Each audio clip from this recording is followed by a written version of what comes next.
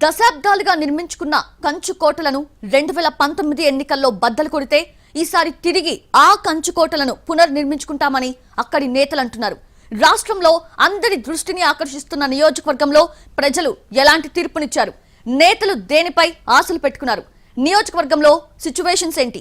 Voting సరళి దేనికి సంకేతం? మహిళా ఓటర్స్ ఎటువైపు ఉన్నారు? ఎమ్మెల్యేల పనితీరు ప్రభావం చూపించబోతోందా? Let's watch. పోల్ మేనేజ్మెంట్ లో తోపుదుర్తి సక్సెస్ అయ్యారా? పరిటాల సునీత బౌన్స్ బ్యాక్ అవుతారా? ఎన్నికల ఫలితాలపై ఎవరి లెక్కలు వారివేనా? మహిళా ఓటర్లు ఏ పార్టీకి పట్టం కట్టారు? ఉమ్మడి అనంతపురం జిల్లా రాప్తాడు నియోజకవర్గం. రాష్ట్రంలో ఈ నియోజకవర్గం గురించి తెలియని వారుండరు. ఎందుకంటే ఇది ఒక ఫ్యాక్షన్ ప్రాంతంగా గుర్తింపు పొందింది. అందున పరిటాల రవీంద్ర కుటుంబం అధీనంలో ఉన్న ప్రాంతం. దాదాపు పరిటాల రవి టైం నుంచి ఇక్కడ కాంగ్రెస్ పార్టీ గెలవలేదు. కొత్త జిల్లాల ఏర్పాటుతో నియోజకవర్గం నైసర్గిక స్వరూపం కూడా మారిపోయింది. 2009లో వాస్తవంగా రాప్తాడు నియోజకవర్గంగా ఏర్పడింది. గతంలో ఈ నియోజకవర్గంలోని 3 మండలాలు పెనుకొండలో ఉండేవి. 2 మండలాలు అనంతపురం నియోజకవర్గంలో ఉండేవి. ఇంకో మండలం కళ్యాణదుర్గంలో ఉండేది. అప్పట్లో రామగిరి, చెన్నై కొత్తపల్లి, కనగానపల్లి మండలాలు పెనుకొండలో ఉండేవి. పెనుకొండలో ఒకప్పుడు కాంగ్రెస్ పార్టీ ఆధిపత్యం ఉన్నప్పటికీ పరిటాల రవి రాకతో తెలుగుదేశం పార్టీకి కంచుకోటగా మారిపోయింది. పరిటాల రవి మరణం తర్వాత ఆయన సతీమణి పరిటాల సునీత కూడా ఇక్కడి నుంచే పోటీ చేసి గెలిచారు. 2009 నుంచి పరిటాల సునీత, తోపుదుర్తి ప్రకాష్ రెడ్డి మధ్య ఫైట్ నడిచింది. అప్పట్నుంచి సునీతను ఓడించాలని చూస్తున్న ప్రకాష్ రెడ్డికి ప్రతిసారి ఓటమి పలుకరించింది. కానీ 2019 ఎన్నికల్లో మాత్రం పరిటాల కుటుంబంపై విజయం సాధించారు. 2024 ఎన్నికల్లో ఈసారి ఎలాగైనా గెలవాలన్న లక్ష్యంతో మాజీ మంత్రి పరిటాల సునీత అడుగులేశారు.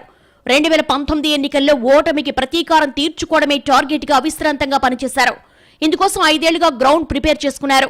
పరిటాల సునీతకు బ్యాక్ బోన్ గా ఆమె కుమారులు పరిటాల శ్రీరామ్, పరిటాల సిద్ధార్థ పూర్తి స్థాయిలో గ్రౌండ్ వర్క్ చేశారు. ఎన్నికలకు ముందు పెద్ద ఎత్తున వైసీపీ నుంచి చేరికలను ప్రోత్సహించారు. ఇటు ఎమ్మెల్యే ప్రకాష్ రెడ్డి కూడా తాను ఎలాగైనా ఈసారి గెలవాలని కసిగా పనిచేశారు.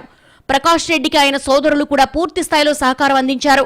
రాప్తాడులో 2009 ఎన్నికల్లో 77.16%, 2019 84.50% పోలింగ్ నమోదైంది.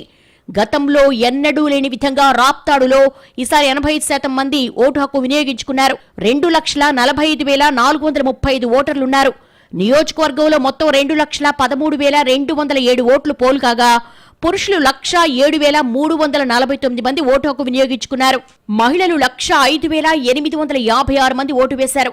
సహజంగా అన్ని నియోజకవర్గాల్లో ఈసారి మహిళా ఓటర్లు ఎక్కువగా తమ ఓటు హక్కు వినియోగించుకోగా రాప్తాడులో మాత్రం పురుషులు అత్యధికంగా ఓటు హక్కు వినియోగించుకున్నారు. రికార్డు స్థాయిలో ఓటింగ్ నమోదు కావడంతో ఫలితాలు ఎలా ఉంటాయన్నది ఎవరూ అంచనా వేయలేకపోతున్నారు. కానీ మాజీ మంత్రి పరిటాల సునీత మాత్రం ఎమ్మెల్యే ప్రకాష్ రెడ్డిపై వ్యతిరేకత తనకు కలిసొస్తుందని ఆశలు పెట్టుకున్నారు. గత 5 ఏళ్లలో ఇలాంటి అభివృద్ధి జరగలేదంటూ ఆమె ప్రజల్లోకి వెళ్లారు. ఎమ్మెల్యే ప్రకాష్ రెడ్డి సోదరులు ఈ 5 ఏళ్లలో అనేక దౌర్జన్యాలు, భూమాఫియా, ఎర్రమట్టి, ఇసుక మాఫియా ఇలా అనేక ఆరోపణలను ప్రజల్లోకి తీసుకెళ్లారు పరిటాల సునీత.